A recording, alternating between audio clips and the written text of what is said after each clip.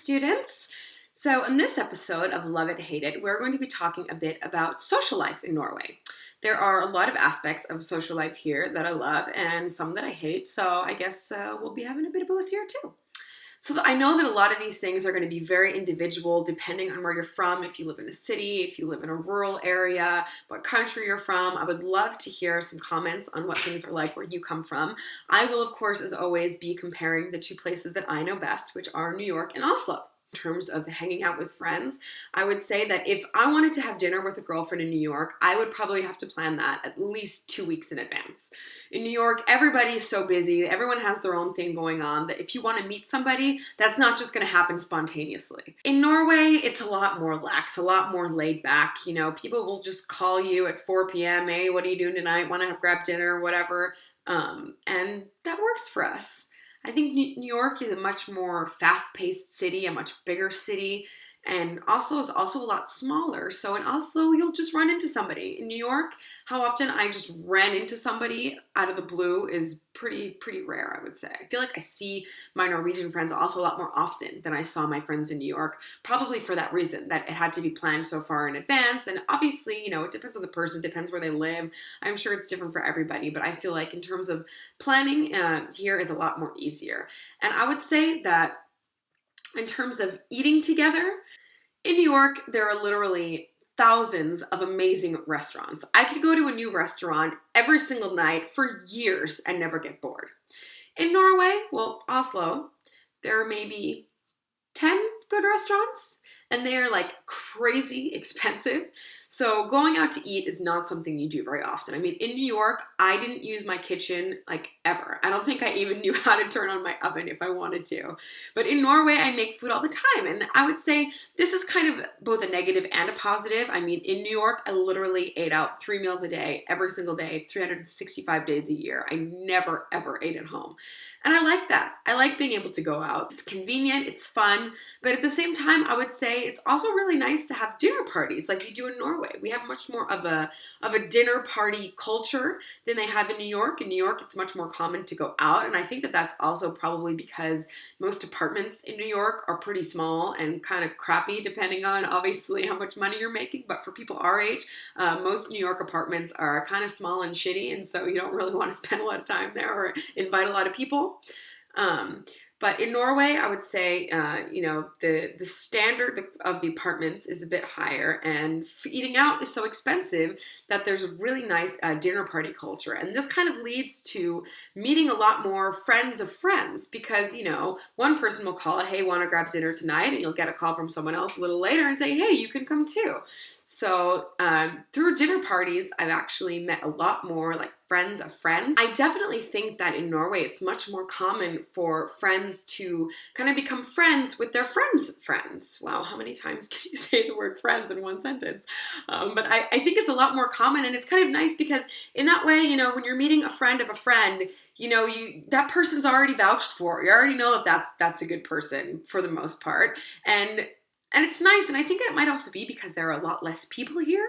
That kind of your pool of people to choose from is a bit smaller. So it becomes, everybody really does know everybody within a group of friends. So I actually think it's really nice, and I've met a lot of great people at dinner parties. Most of my friends in Norway are definitely friends of friends. Like literally, I have one girlfriend who I met when I was like 11, when I used to come here in the summers and go to summer camp. And everyone else I know is like an offshoot of her friends or her friends' friends. And I feel like in the States, it's a bit less normal. Like people are maybe a little more possessive. Like people would think it's weird if two of your friends start calling each other and hanging out without you. But in Norway, it's much more lax. It's much more cool. People are just happy that, you know, their friends are enjoying each other's company, which I think is really great. And Norwegians have kind of a reputation for being a bit cold, I guess. Cold people from a cold country.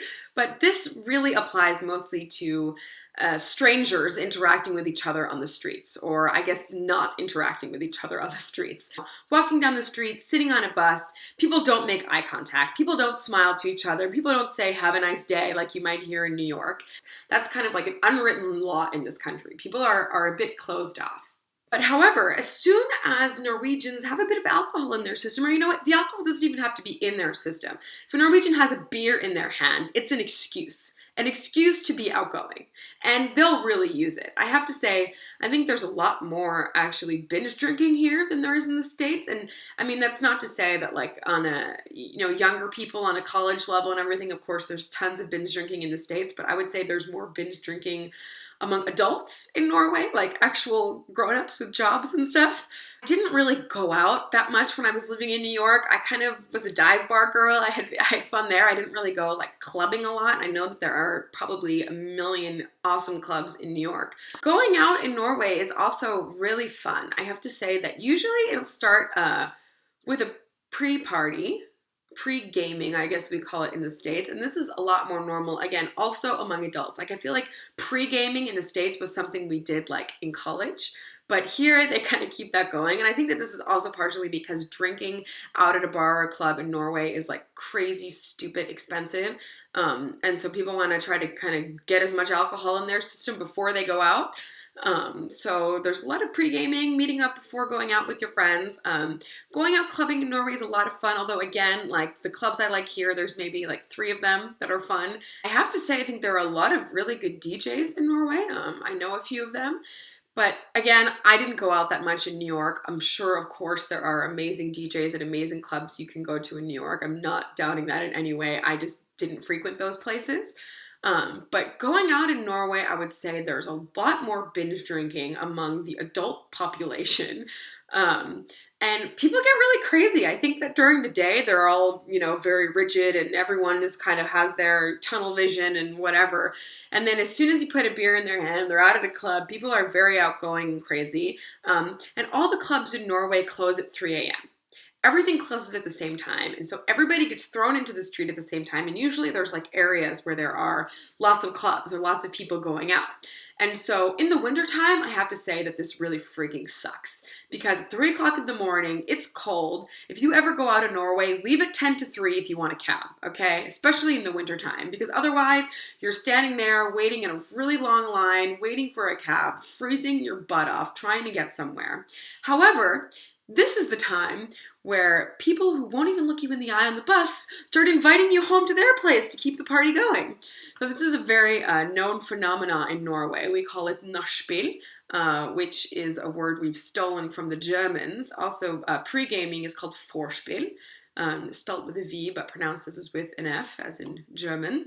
And I have to say that nachspiel is like literally one of my favorite things about Norwegian culture. Like this is where the fun happens, which is why I'm also kind of okay with clubs all closing at 3 because then by then you're going to be off to a nachspiel and really having fun. But I think it's funny because this is where like literally Norwegians let their guard down and they're such different people than they are during the day. Like literally so many people will just be, going home with strangers and literally I would say that in terms of New York, I guess it's probably a much safer environment. And obviously I wouldn't recommend like going home with a stranger that you don't know alone. But usually it's like groups of people. So like you and your friends will be going home to some other person's and there's another group of friends that are also coming. And before you know it, there's like 30 people crammed into a small apartment, keeping the party going till the wee hours of the morning. And it's a lot of fun. Really, in my opinion, nachspiel is where it all happens. And this is one of the things that's my favorite part about Norwegian party culture, which I feel like doesn't really exist in New York, at least not to the same degree as it does here. Like here, it's so normal. After you go out, you go to a nachspiel, you keep the party going. That's how it works. So that's my brief assessment of social life in Norway. I hope you guys found that fun and informative. I guess I didn't really have all that much negative to say. I feel like Norwegians really do have a reputation for being kind of cold people, and I think that that's not really fair. They're really very warm, lovely people once you get to know them. If you ever have a chance to go to a nachspiel in Norway, I promise you'll have the time of your life. Do it, do it, do it, but bring a friend. Thank you so much for watching. I put links to my Facebook page and my Instagram account down in the description, so please feel free to give me a like and a follow. Thanks for watching.